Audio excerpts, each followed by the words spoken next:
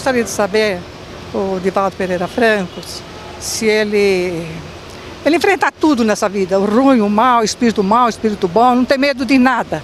Eu gostaria de saber dessa pergunta. Naturalmente eu tenho preocupações.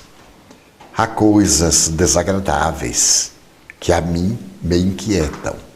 Mas esse medo de acontecimentos, eu confesso que não tenho.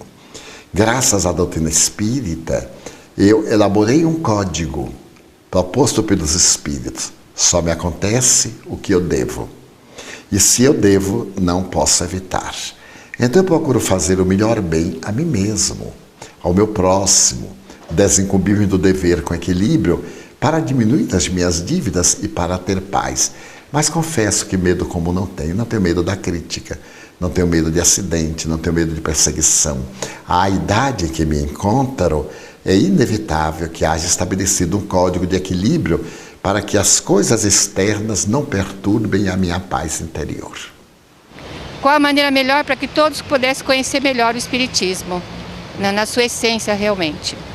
O bom proceder dos espíritas e a divulgação da mensagem da doutrina. Por mais excelente que seja uma doutrina na qual os seus membros demonstram o contrário, a divulgação se torna prejudicial. Porque é muito pior a decepção do que o desconhecimento. Muitas pessoas dizem-me, mas eu pensava que aqueles que aderem ao Espiritismo eram tão diferentes. Eu sempre digo, mas são criaturas humanas, estão no trânsito, estão chegando, ainda não se impregnaram. Então, nessa fase, claro, escuro, não abandonaram os seus maus hábitos, embora estejam fixando os novos. Mas o exemplo, diz um velho refrão, vale mais do que 500 mil palavras.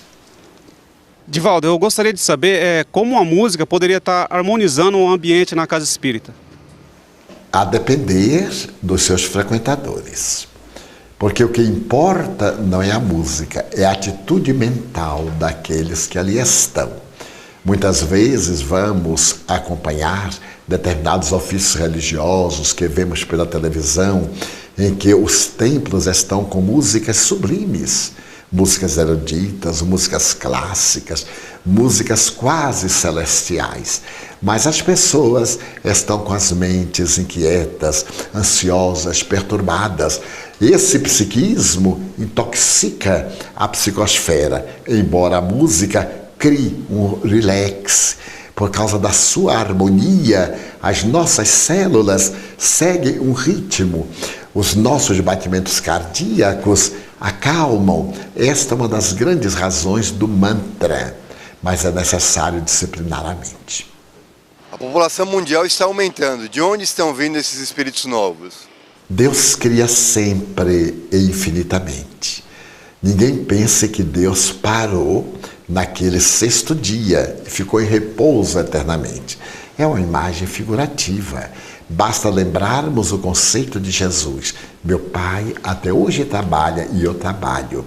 Se nós examinarmos a nossa Via Láctea, segundo os astrofísicos, são 200 bilhões de sóis. Portanto, praticamente 100 bilhões de sistemas. Se nós examinarmos o universo, são 100 milhões de Via-Lácteas ou galáxias. Então, a Terra não é o único planeta. Seria isso um desperdício. Se nós colocarmos, segundo um grande astrofísico, Sir James Joyce, num mapa que corresponda à dimensão do norte da América do Norte ao sul da Patagônia, colocarmos uma moeda de 50 centavos de dólar, temos o sistema solar. O Sol seria uma cabeça de alfinete. Então, hemos de convir que neste universo indimensional não seja apenas a Terra habitada. Então Deus cria sempre, incessantemente, espíritos terrícolas e espíritos que vêm de outras dimensões. Como existem as migrações terrestres, emigrar e imigrar, também há. Nós emigramos de outros planetas e nós também podemos imigrar para outros planetas.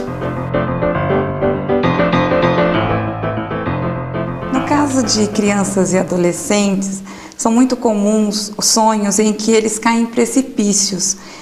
Existe alguma significação especial para esses sonhos? Como na criança o espírito ainda não tomou conta totalmente do cérebro, segundo alguns especialistas, até os 7, Dr. Banerjee dizia até os 9, 10 anos, embora Kardec diga que a reencarnação completa-se no momento da vida extrauterina, o que não quer dizer que o cérebro se apropriou de todos os seus valores transcendentais.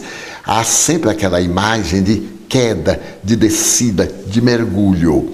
Nos adolescentes já são as primeiras reminiscências de acontecimentos anteriores, em que a culpa não se manifesta, a responsabilidade ou arrependimento. Então o cérebro decodifica como uma queda no abismo, em que a pessoa vai despedaçar-se ou vai afogar-se. Mas aí vale a pena reprogramar o sonho. Existem sonhos premonitórios? Sem dúvida nenhuma. Basta que nós nos recordemos do sonho que teve Zacarias em relação a Isabel, que era sua mulher infértil, e que o anjo bom vem dizer que ela será mãe, e de tantos na história da humanidade. O sonho premonitório nada mais é do que uma informação recebida no além, que nós trazemos intacta, porque a questão do tempo é o relativo de Einstein. Os espíritos podem penetrar nesse tempo que chamamos amanhã, como naquele tempo que chamamos ontem. Muitas vezes eu tinha dificuldade de entender isso. Como é esse tempo linear, o sempre hoje? Até um dia que um espírito amigo explicou-me que o indivíduo estava no alto de uma montanha, que era parecida a um cone arredondado. E viu que alguém começava uma viagem numa estrada que contornava toda aquela montanha. Do alto, ele via o indivíduo, portanto presente.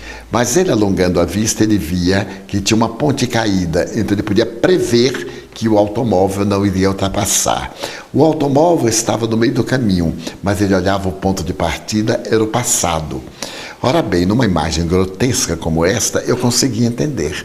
O tempo tem outra dimensão, de acordo com o nível de evolução do ser espiritual ou do planeta, conforme o seu movimento de rotação e translação à volta do Sol ou de outro astro.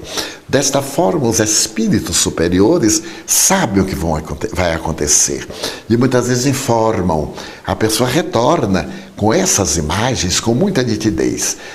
Allan Kardec aborda a questão com muita propriedade. E o Espírito Joana de Ângeles desdobra no livro No Limiar do Infinito, em um capítulo muito bonito que ela escreve sobre sono e sonhos. Como você é médium, você deve fazer muitos desdobramentos durante o descanso do seu corpo físico. Quando você retorna, quais as impressões que você tem? Nos desdobramentos, invariavelmente eu recordo a média de 60%. Tal a nitidez. Mesmo porque um grande número é provocado pelos benfeitores. Quando necessitam para atividades mediúnicas, eles me aplicam um tipo de passe magnético e me desdobram do corpo com muita facilidade. Mas os sonhos dos meus conflitos, os meus sonhos de inquietações e de ansiedades ou de fixações, eu identifico logo como sendo da vida atual. É curioso notar que eu tenho sonhos constantes viajando por causa do meu condicionamento. E nesses sonhos das minhas viagens eu sempre estou perdendo a pasta, onde eu tenho os documentos, o portfólio. Então sempre acordo angustiado, porque eu perdi a passagem, eu perdi o bilhete, ou qualquer coisa, ou alguém furtou ou roubou. Até que quando eu aprendi a técnica da reprogramação, eu comecei a trabalhar esses sonhos. Era eu ter um sonho que ia pegar um avião e não alcançava, ao acordar ansioso, eu dizia, muito bem. Aí reprogramava, eu entrando no avião na última hora. Nunca mais sonhei com a perda de documentos ou atrasando para pegar o voo, porque é uma coisa do meu diário, eu viajo muito. Então, nos outros sonhos, aqueles que são de desdobramentos, eu tenho as imagens muito claras. E noutros, os sonhos genéricos, que são da imaginação, eu também consigo distinguir. Hoje nós falamos sobre o sonho. Quer fazer alguma sugestão ou crítica? Acesse www.tvmundomaior.com.br e clique no link Fale Conosco.